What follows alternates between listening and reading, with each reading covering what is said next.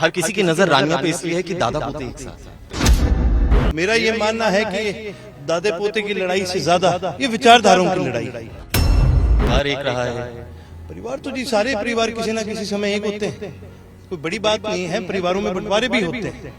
हमारा कोई इस दुनिया का इकलौता परिवार नहीं है जो कभी न्यारा हो।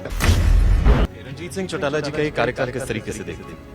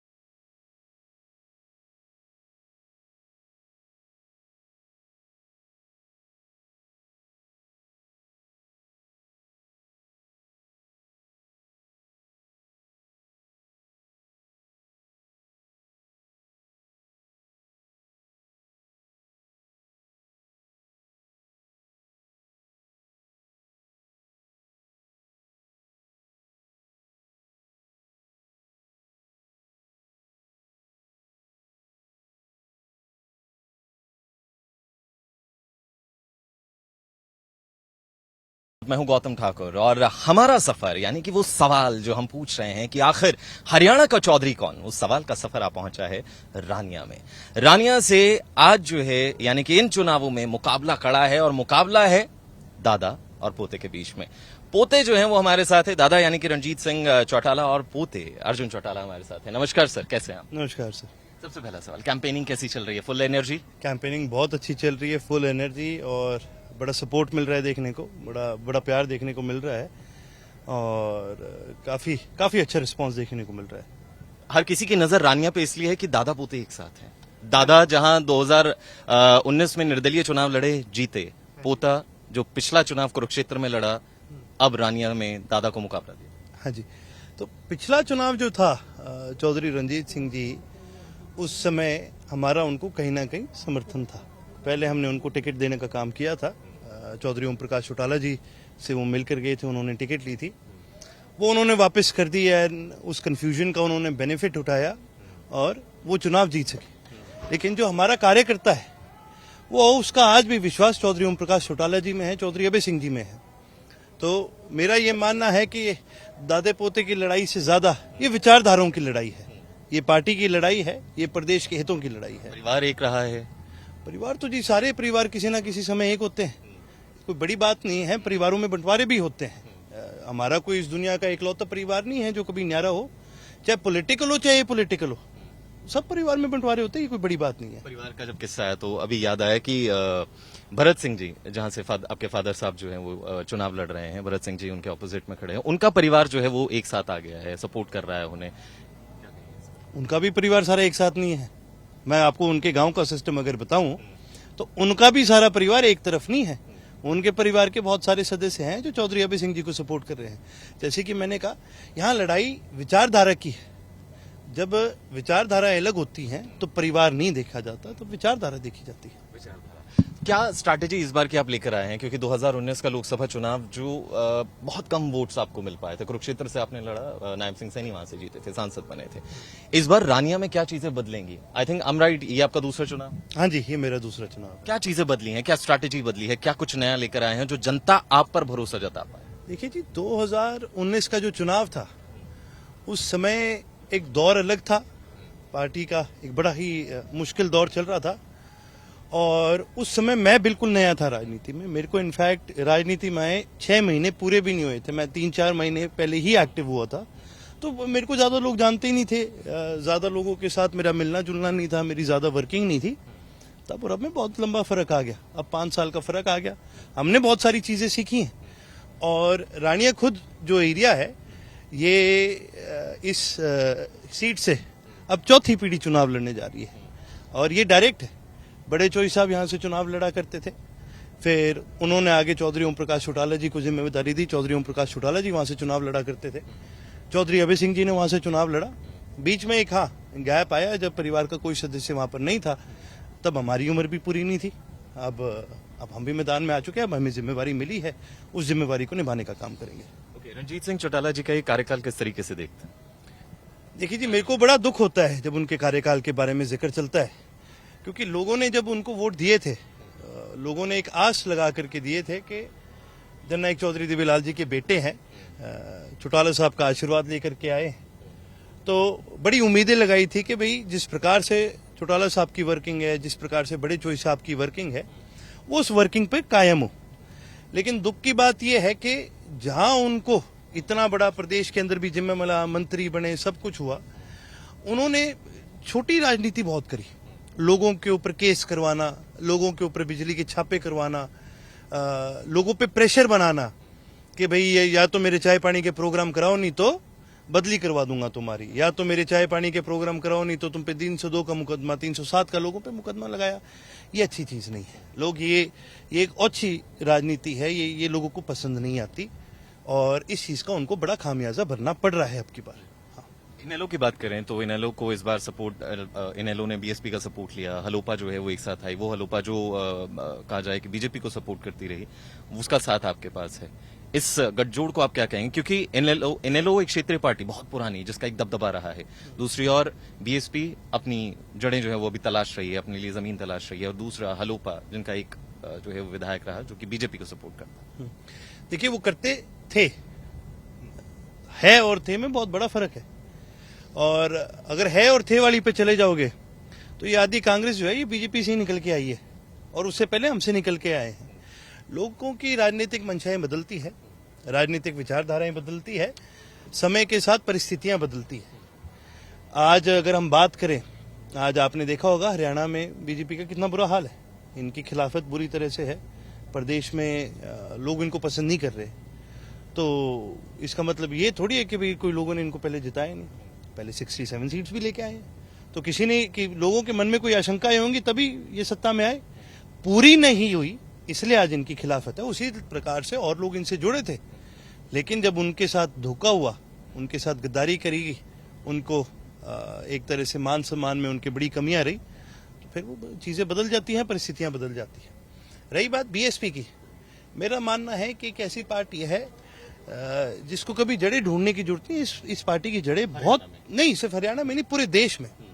ये एक ऐसी पार्टी है जो सोशल जस्टिस की मूवमेंट के साथ, ऐसी समाज की सोशल जस्टिस की मूवमेंट के साथ जुड़ी हुई है, स्वर्गीय काशीराम जी की विचारधाराओं से जुड़ी हुई है।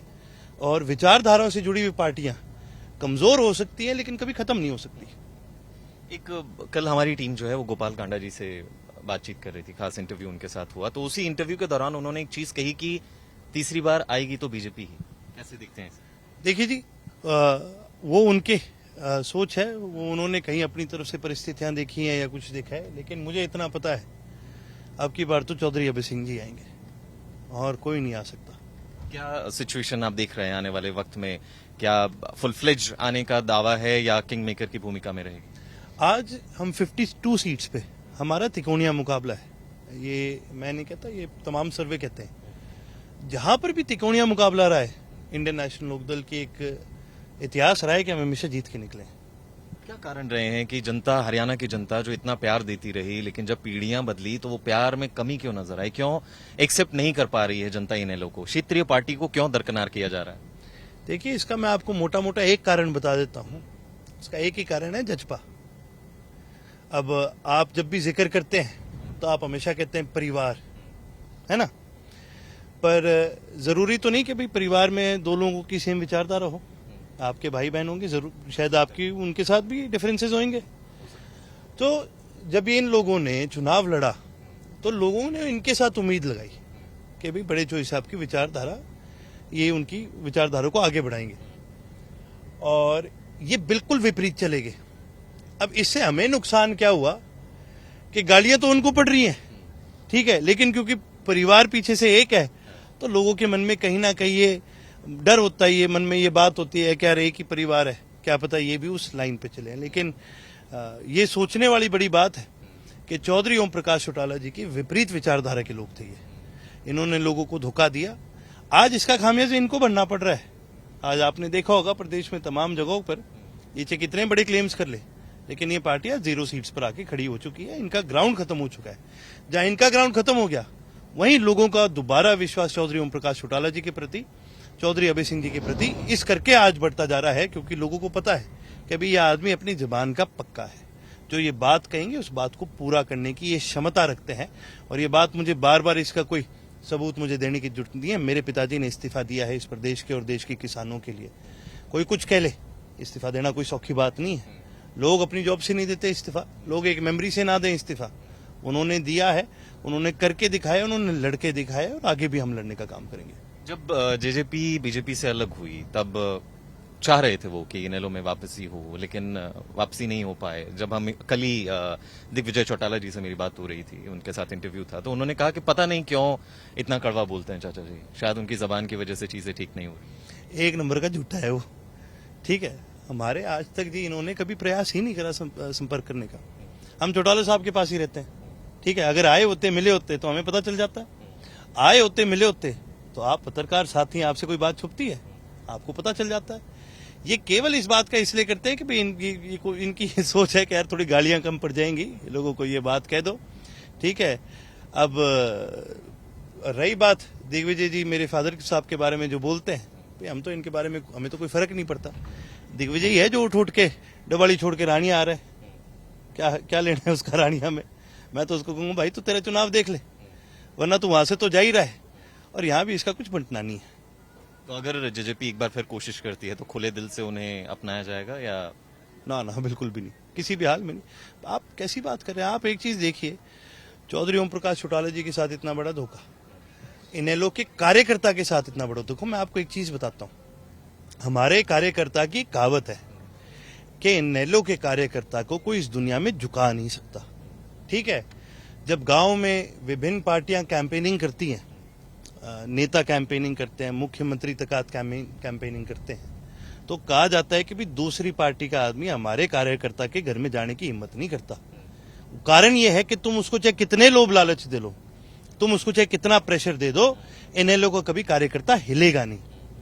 इन्होंने जो किया, जो पार्टी के अंदर इन्होंने बगावतें करी, जो पार्टी को इन्होंने तोड़ने का काम करा, उसका परिणाम ये निकला कि जो कार्यकर्ता 4-4 पीढ़ियों से उसका परिवार जननायक चौधरी देवीलाल से जुड़ा हुआ था, उनके परदादा, उनके दादा, जैसे हमारी पीढ़ियां आगे बढ़ रही है वैसे ही हमारे कार्यकर्ताओं की पीढ़ियां आगे बढ़ रही है। जो परिवार बड़े चौधरी साहब की विचारधारा के साथ जुड़े हुए थे, जो स्तंभ थे हमारी पार्टी के, गांव में कोई आदमी चलता फिरता उनको कहने लग गया कि अब तुम कहां जाओगे, अब तुम कहां जाओगे। देखिए जी, एक कार्यकर्ता की भी एक डिग्निटी होती है, एक उसका स्वाभिमान होता है। इनकी इस हरकत की वजह से हमारे कार्यकर्ताओं के स्वाभिमान को ठेस पहुंची है, छोटी नहीं बहुत बड़ी। ये चीजें माफ नहीं करी जाती। यहाँ पे जब मेरी उनसे बात हो रही थी, उन्होंने कहा कि दुष्यंत गलत हो सकते हैं, मैं गलत हो सकता हूँ, लेकिन अभय जी की क्या गलती थी, उनको क्यों निकाल दिया गया? क्या सिनेरियो क्या रहा, क्यों पार्टी अलग हुई, क्या थोड़ा सा जानना चाहूंगा। क्या वो मनमुटाव थे? अभय जी नहीं, अजय जी। अजय जी, माफ कीजिए। तो भाई मान लिया ना तुम गलत थे, मान लिया ना गलत थे, अजय जी ने उनको सपोर्ट किया है। और क्या कारण रहे? कारण आपके सामने है, बगावत करी गई। चौधरी ओम प्रकाश चौटाला जी के खिलाफ इन्होंने जाने का काम करा, इन्होंने पार्टी के संगठन को अंदरूनी तौर पर कमजोर करने का काम करा। देखिए जी, कहने को कुछ हो, ये संगठन कार्यकर्ताओं का बनाया हुआ संगठन है। आज अगर आप जाएंगे हमारे कार्यकर्ता से मिलेंगे, आपको उनके मन का दुख पता चलेगा। ये सौखा नहीं होता जी रीजनल पार्टीज को आज के दिन नेशनल पार्टी से लड़ना। तन मन धन लगता है, खून पसीना लगता है, मेहनतें लगती हैं, ठीक है। आप अगर ये सोचें कि हाँ भाई कोई दूसरी पॉलिटिकल पार्टी का है तो ठीक है ना, प्रेशर होते हैं इनके ऊपर, किसी की बदली कराई जाएगी, किसी के काम रुकवाई जाएंगे, किसी की गली नहीं बनने देंगे। अच्छी राजनीति सारी पार्टियां कर रही हैं। आसान नहीं होता 20 साल सत्ता से बाहर रह करके लड़ने की क्षमता रखने का। इन्होंने हमारे जब कार्यकर्ता को कमजोर करना शुरू करा, तो मैं आज आपको एक साफ बात बताता हूं, अर्जुन भी कुछ नहीं है, ठीक है। चौधरी ओम प्रकाश चौटाला जी के लिए मैं भी कुछ नहीं हूं। उनके लिए सिर्फ मायने अगर कोई रखता है, उनका कार्यकर्ता रखता है। खून पसीना एक करा है उन्होंने अपने कार्यकर्ता के लिए। जब उस कार्यकर्ता को आप ठेस पहुंचाओगे तो कैसे माफ कर देंगे?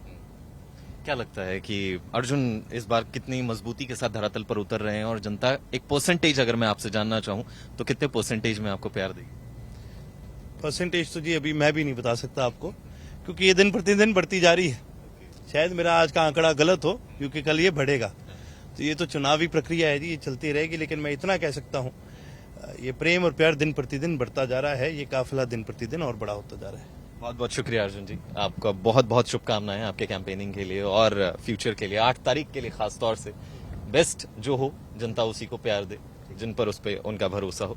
सो हमारे साथ अर्जुन चौटाला जी थे। रानिया की सीट का मुकाबला है और ये इस मुकाबला बड़ा दिलचस्प है। दिखना यही होगा कि 8 तारीख को क्या कुछ होता है। और 8 तारीख वही तारीख है जब हमें हमारे सवाल का जवाब मिलेगा। सवाल यही है कि आखिर हरियाणा का चौधरी कौन? दिल्ली पोस्ट पर बने रहिए, देखते रहिए तमाम खास बेहतरीन खबरें। लेकिन फिलहाल के लिए मुझे कैमरामैन जक्की के साथ दीजिए इजाजत। नमस्कार।